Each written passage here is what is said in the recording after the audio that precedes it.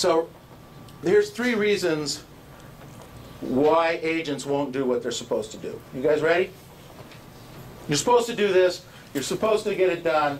But I've got 3 reasons why it's not going to happen.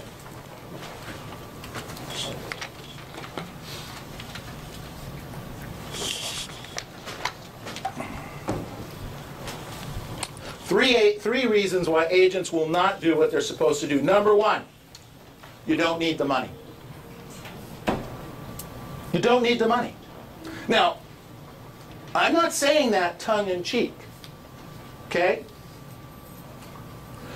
Because you believe, and I believe this to my core, because you believe that deep down, somehow, some way, somewhere, the money's going to come to you that you need in this life. You believe that. Somehow, some way, somewhere, the money's going to come to you. You're going to hit the lottery. Okay? You go buy a lottery ticket for $30 million. What's the first thing you do? Figure out what you're going to do with the $30 million. You always do that. I do it. Okay? You know, I usually try to play at about 100 million. But, you know, because I'm not going to win anyway. But if I am going to win, I want to do something big. Okay? 100 million would get it. Okay? 30 million is not going to do it. But 100 million, that would do it. I wrote down here, you'll make a big sale. Okay, that $2 million sale is going to come, and I'm going to get my $60,000 or my $70,000. I'm going to get that commission check. It's going to put me over the top. That's going to happen. You believe that somewhere in your core. You believe that. I wrote down here, a relative will die and leave you money. Well, you laugh. The largest transfer of wealth in recorded history will happen in the next 25 years. The largest transfer of wealth. It's the baby boomers dying. Okay? The baby boomers dying and transferring their assets to the next generation in the next 25 years. Largest movement. I'm telling you. This is what's happening right now. Okay? That's why I beg you to do probates. You guys, if you don't get into the probate side of the business so that you understand it and know it and can work it, you're missing a giant vote. Because there are 2 absolutes. Death and taxes. Okay? Death and taxes. So you might as well get on the bandwagon there. So I wrote down here, you believe money will come, and then one day you wake up, sometimes too late, and the money's not there. And time has run out. Time has run out. You're too old. Maybe you're sick. Maybe you can't do it. Maybe it's not even the age. Maybe it's the illness. You know? You don't feel good, just think about it. You know, some of us have colds. And we don't feel like getting up and going to work with a cold. You know, God forbid, there's serious illnesses out there that are debilitating. And if you don't have a nest egg, then you've got a problem. I wrote down here, most Americans reach retirement age and are living either on Social Security or with their kids. So A, if you don't have any children, you got a real problem. And B, I love my children. I love my children. I adore and love my grandchildren. But there is no way I'm moving in with them and being beholden to them. Okay? None. Zero. Hey, son, I need 20 bucks to go to Starbucks. Right. I'm going to do that? Are you kidding? You want to do that? And yet, most Americans, that's what happens.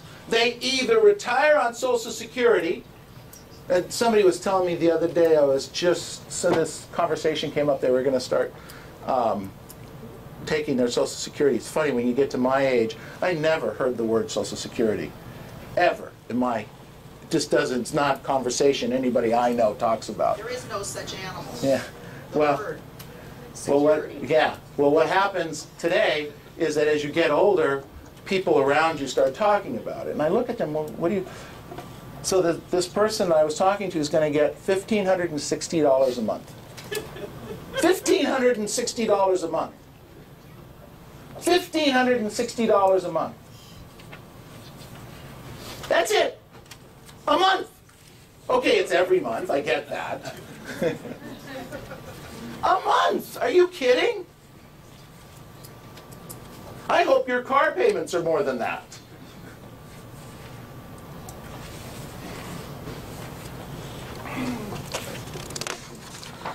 Point 2 of why you won't do it.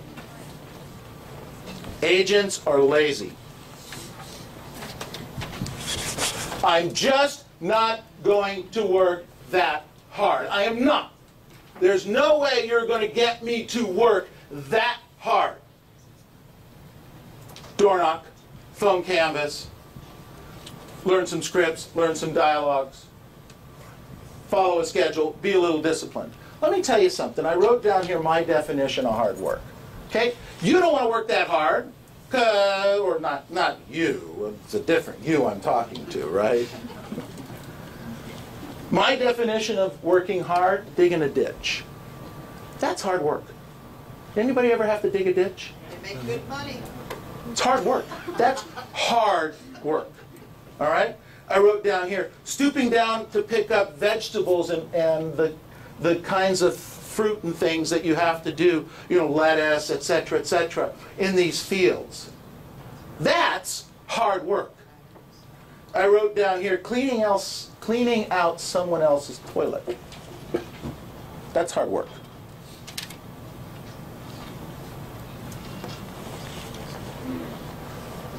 How about unloading a train or a ship by hand? Carrying those 50-pound sacks. That's hard work. That's hard work. Not learning your scripts. When do you plan on moving? That's not hard work. Door knocking. Click, click, click, click, click, click. Hi, when do you plan on moving? That's not hard work. I wrote down here, taking people to see houses. That's not hard work. Learning a listing presentation so that you know what to say and how to say it at a really high level. That's not hard work. Following up with clients on a regular basis. That's not hard work. That's telephone work. How about writing thank you letters? That could be.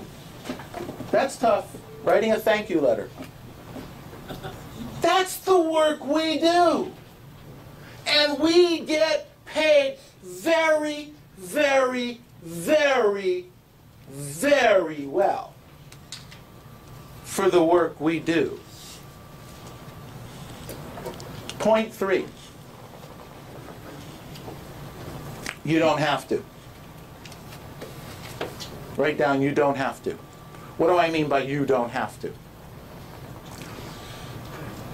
No one is standing over you, watching you all day to see that you're doing your job.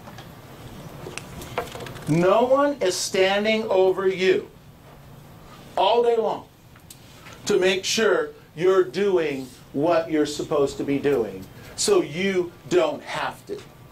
You get a job at the post office, you better show up on time, right? Say yes. Yes. You better be able to put all the letters in the right places. You better know what the alphabet is, and you better know what the streets are. And you better get there on time. You take a break on time. You come back from a break on time. And then you go home on time, and you better hit a certain number of doors through the day, or houses where you put the envelopes. Okay? That's somebody making you do what you're supposed to do. And you could probably make somewhere between $40,000 and $80,000 a year for that work.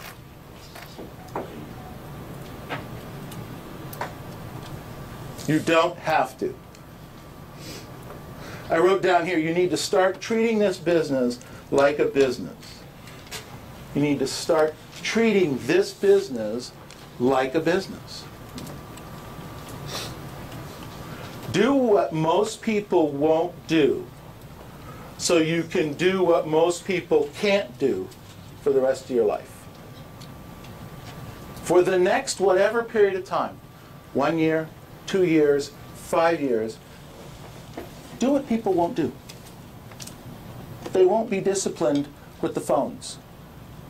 They won't be disciplined with the door knocking. They won't learn the scripts. They won't learn the dialogues. They won't do the things that they're supposed to do on a daily, weekly basis. But if you do that, however long it takes you to do it, every day, every week, every month, you do what people won't do for the next 10 years, you can do what people can't do for the rest of your life. That's an absolute fact, if you choose to do that.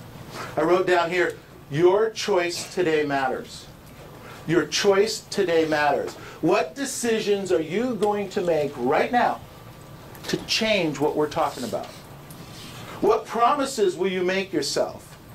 And what are the promises you will keep that will change the course of the next 8 months? 4 months are gone. Okay, they're gone. Under the bridge. It's water under the bridge. It's gone. Spilt milk. It's all those metaphors. But the next 4 months, next 8 months are in front of you.